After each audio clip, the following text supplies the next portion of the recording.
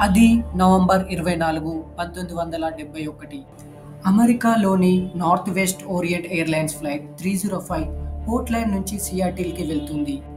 ఈ ఫ్లైట్‌లో don Cooper అనే ఒక వ్యక్తి ఉన్నాడు. ప్రయాణం మొదలైన కొద్దిసేపటికి అతను ఎయిర్ హోస్టెస్‌కి ఒక నోట్ ఇచ్చాడు.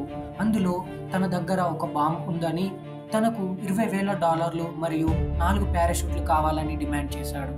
విమానం సియాటిల్‌లో ల్యాండ్ అవ్వగానే అతనికి డబ్బులు ఇంకా పారాషూట్లు ఇచ్చారు. తర్వాత ప్రయాణికులను వదిలేశారు. విమానం మళ్ళీ మెక్సికో వైపు బయలుదేరింది.